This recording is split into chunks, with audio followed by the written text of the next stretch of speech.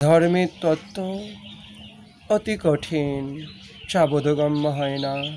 তাই তো মহাপ্রভু বলছেন, নিজে নিজে ভাগবত পড়ে, নিজে নিজে গীতার শ্লোক কতকগুলো কণ্ঠস্থ করে সরস সুন্দর ব্যাখ্যা করে কখনোই ভগবান লাভ করা যায় না। তাই তো মহাপ্রভু সবসময় সাবধান করে বলছেন, যাও গিয়ে ভাগবত করো বৈষ্ণবের স্থানে, একান্ত আশ্রয় করো চৈতন্য চরণে, চৈতন্যের ভক্তগণের নিত্য করো সঙ্গ, তবে তো জানিবে তুমি সিদ্ধান্ত সমুদ্র তরঙ্গ। অর্থাৎ ধর্মের সিদ্ধান্ত কি, কোন পথে আমাদের প্রকৃত কল্যাণ আছে, তা আমরা গীতা ভাগবত পড়ে নিজেদের এই ক্ষুদ্র বুদ্ধিতে, এই মায়ামলিন বুদ্ধিতে, এই বিষয়ে চিন্তায় কখনোই আমরা ধরতে পারবো না। তাই যারা নিষ্কাম ভক্ত, সেই সমস্ত ভক্তের সঙ্গ করতে করতে, তাদের সেই মুখ থেকে গীতা ভাগবত আদি ভগবত কথামৃত শ্রবণ করতে করতে তবে আমরা জীবনের প্রকৃত সিদ্ধান্তে উপনীত হতে পারবো, নচেৎ কদই পারবো না। আমরা ধর্ম বলতে যা বুঝি কতকগুলো আচার, কিন্তু ইহা ধর্মের যথার্থ স্বরূপ নয়।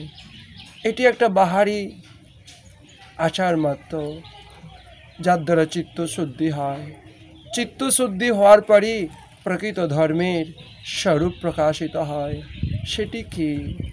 আপনি আমি সবাই জানি, আমাদের পায়ে কিছু কাঁটা ফুটে গেলে ব্যথা লাগে, হাতে নখ কাটতে গিয়ে ব্লেডে কাঁচা নখ কেটে গেলে ব্যথা লাগে।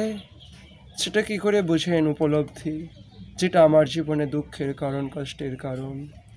ঠিক তেমনি আমরা যখন হাটে বাজারে ব্যাগ নিয়ে যখন আমরা কাঁচা মাংস লোভে একটা জীবন্ত জীবকে জীবন্ত অবস্থায় হত্যা করি, তাহলে ভাবুন তার কতটা ব্যথা লাগছে, সে কতটা কষ্ট পাচ্ছে। অথচ আমরাই এই জীবের তৃপ্তির জন্য, জীবের লালসা চরিতার্থ করার জন্য এরকম নিরীহ জীবের জীবন নিয়ে নিচ্ছি, আর আমরাই ধর্মের পোশাক গায়ে দিয়ে ধার্মিক হয়ে ঘুরে বেড়াচ্ছি। যে আচরণটা আমার পক্ষে কষ্টদায়ক হলো, সেই আচরণটা একটা শুদ্ধ হৃদয় সম্পন্ন মানুষ অন্যের প্রতি করে কি করে? কখনোই করতে পারে না। কারণ যা আমি আশা করি না, সেটা আমারও উচিত অন্যের প্রতি সেই রূপ আচরণ না করা। এটাই তো ধর্মের সংক্ষিপ্ত ব্যাখ্যা। কারণ বনের শাক পাতা ফলমূল খেয়ে যদি পেট ভরে যায়, তাহলে এই পোড়া পেটের দাহে কেন একটা জীবন্ত জীবকে হত্যা করে কষ্ট দিয়ে পাপ সঞ্চয় করব? আর সেই পাপের সাজা পাওয়ার জন্য নরকে গিয়ে নারকীয় দেহে কষ্ট ভোগ করব? একটা ধার্মিক তো এটা বুঝবে। তাই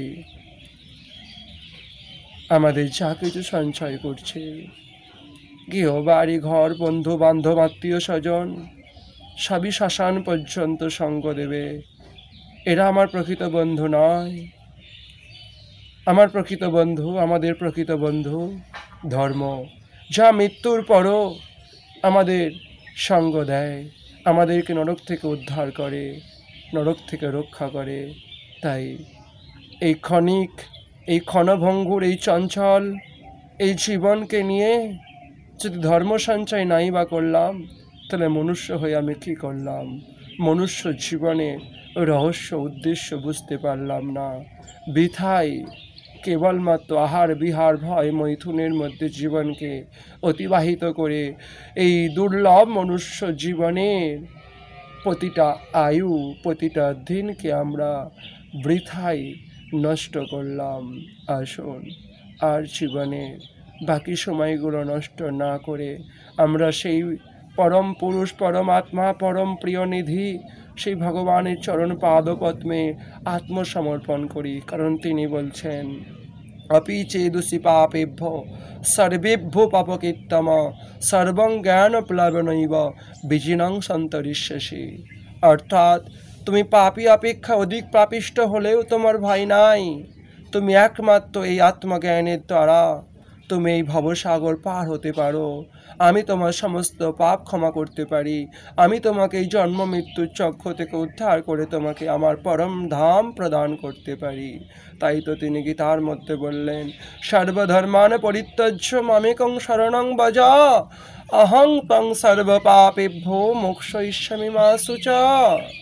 অর্থাৎ অন্য যা কিছু আমরা আত্মসুখের জন্য, দেহ সুখের জন্য, মনের অভিলাষে কর্ম করে বেড়াচ্ছি, সেই সমস্ত কর্ম বারংবার আমাদেরকে এই জন্ম মৃত্যুর চক্রে ঘুরে আসছে। আমরা আর নয়, এ মনুষ্য জীবনে আর নয়। এবার ভগবানের চিন্তন দ্বারা আমরা যদি মনুষ্য জীবনকে অতিবাহিত করতে পারি, তিনি পারেন আমাদের সমস্ত পাপ ক্ষয় করে আমাদেরকে সেই পরম নিত্য ধাম প্রদান করতে, যে ধামে গেলে আর আমাদের বারংবার গর্ভ যন্ত্রণা, মৃত্যু যন্ত্রণার মুখে পড়তে হয় না, রোগ শোক দুঃখ কষ্টের যন্ত্রণা ভোগ করতে হয় না।